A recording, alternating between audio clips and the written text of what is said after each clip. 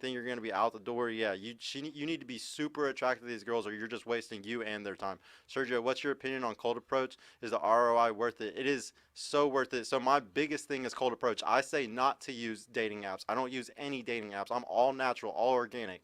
And the reason why is because I have such higher success. Like, if say on dating apps, it's a 1 in 100 chance of the girl going out and fucking you, I would say my cold approach is easily a 1 to 20, 1 to 10 on some nights. Like, I think cold approach is way stronger. And as we've proved with panels of girls normally have, if we're going to start keeping track of everything that everybody's answering, but I would say right now it's at least half the girls have said cold approach is king and the other half is Instagram, or it might be leveraged a little bit more towards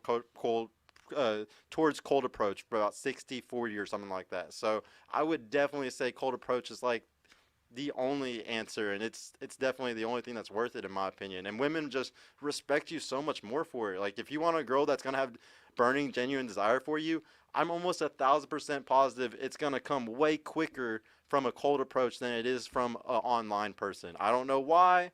That's just what I've experienced and what I've heard a lot of other people experience. That burning genuine desire just comes really quickly whenever you got that vibe with them, as these girls like to say in person. It's a really stupid thing. All right, you can go ahead and start it again, man. Sexual intensity in the relationship. When you with a woman that you view as a 7, probably even an 8, you don't have that same sexual energy as you are with a woman that you view as a 9 or a 10. When you with a woman that you got a high attraction to, she do something to you physically that just puts you into that sexual energy. Now, if you ain't a high value male and you get with a 9 or 10, you're gonna be sitting there acting like a beta because you're gonna feel like you're lucky. You're gonna be sitting there validating her and telling her how beautiful she is because you don't feel like you're on her level. So you'll start kissing her ass. I'm taking this from the aspect that you're a high value male that thinks that, you know what, she's lucky to be with me. Okay, so I'm taking it from that aspect because I know some of you guys get with 9s and 10s and you get nervous because you think she's out your league and I got lucky and I don't want to fuck this shit up. But I'm taking this from, you really believe in your heart you deserve her.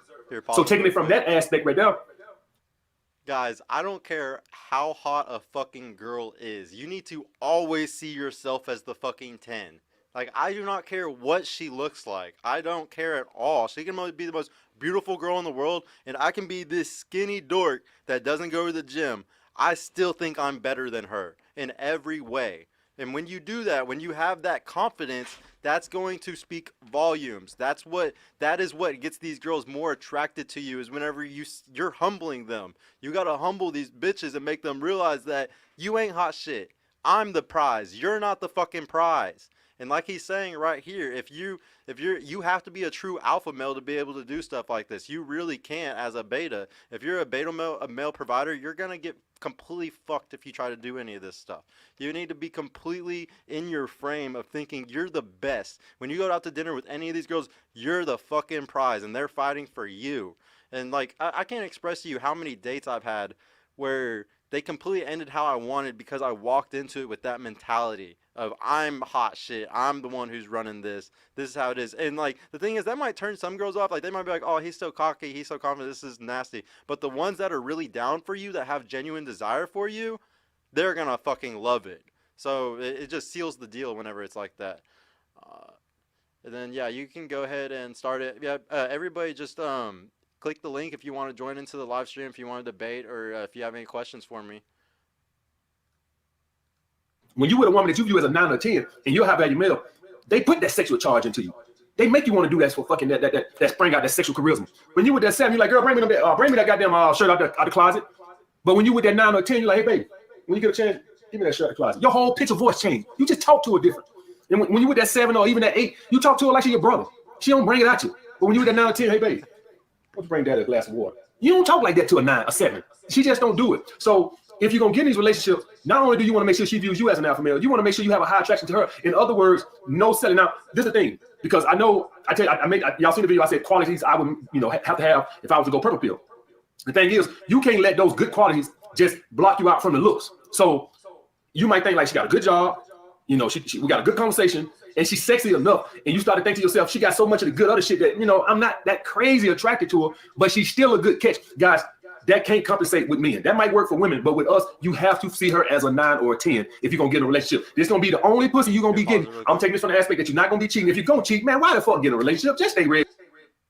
Yeah. So like, this is another thing. So this is what makes it hard, and like he's talked about this on some other videos I've watched, where it's like you're trying to find a fucking unicorn. You're trying to find a girl that's pretty enough that you're okay with fucking her, for a long time, but at the same time, she also has to have burning gender desire for you, and she has to bring something to the table, whether that's cooking, cleaning, or whatever she's trying to be complimentary with in your life.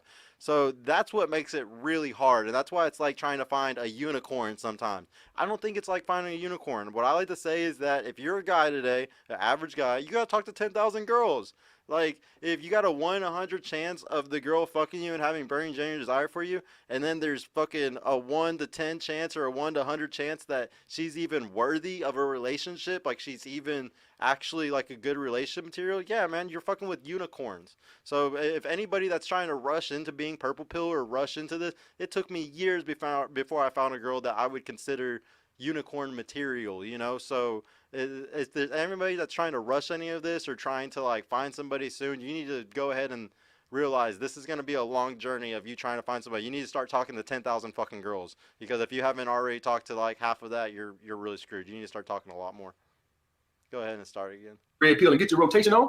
If you're gonna go purple pill, do the shit right. God damn. If you're gonna sit over here, you're gonna say I'm purple pill, and then you're gonna cheat. Come on, man. If you're gonna do the shit right. So if you're gonna be purple pill, you're gonna say you're gonna be purple pill. Well, goddamn it, be an honest purple pill. God damn. So if you're gonna do the relationship, do it right. So taking that from the aspect, this is gonna be the only woman you're gonna sleep with. Think about this now. It's gonna be the only woman you sleep. You gotta think down the road. 3 months, 4 months. Of course, anybody can sleep with anything. I can fuck a 5 or 6 one time. But what about next week? I don't want to fuck the ugly motherfucker. So y'all guys see what I'm saying? So if you're gonna be in a relationship, you're gonna go purple pill, make sure it's a woman you got a high attraction to. Listen, guys, if you're gonna go purple pill, no compromising. Nothing. On everything. Everything has to be on par. No compromising, especially with looks. Because if you don't bring the sexual charisma to the relationship is gonna start to take on more of a friendly vibe. And then now you're gonna have to worry about her cheating on you. Because see, this is the thing. If you don't bring that sexual charisma, you're gonna lose the attachment. She's gonna lose attraction, and now she's gonna stop viewing you as a beta male, and now she will go get an alpha that has that. Do y'all guys grasp what I'm saying?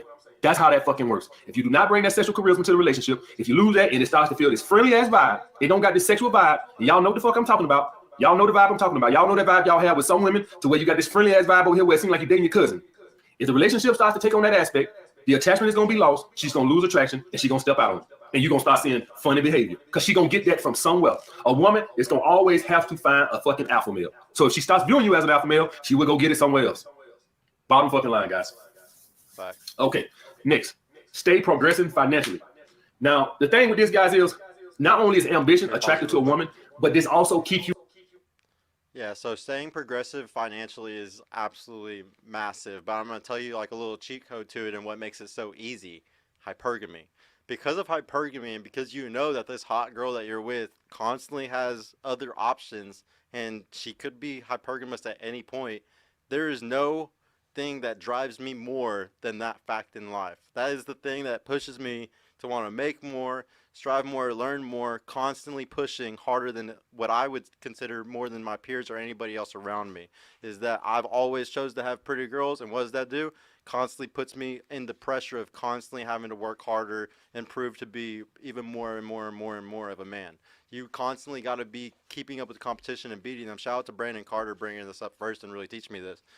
He was talking because he has a really beautiful girlfriend, and he lives in a building in Miami with tons of basketball players and professional people, and he has to constantly be worried about hypergamy. He has to constantly be worried about his woman maybe seeing a guy in an elevator or something like. And the only way you can combat that is by being the absolute best you can so she cannot replace you. If you're way better than every other person in every other aspect, you're irreplaceable. She's only going to downgrade. And if we know how hypergamy works,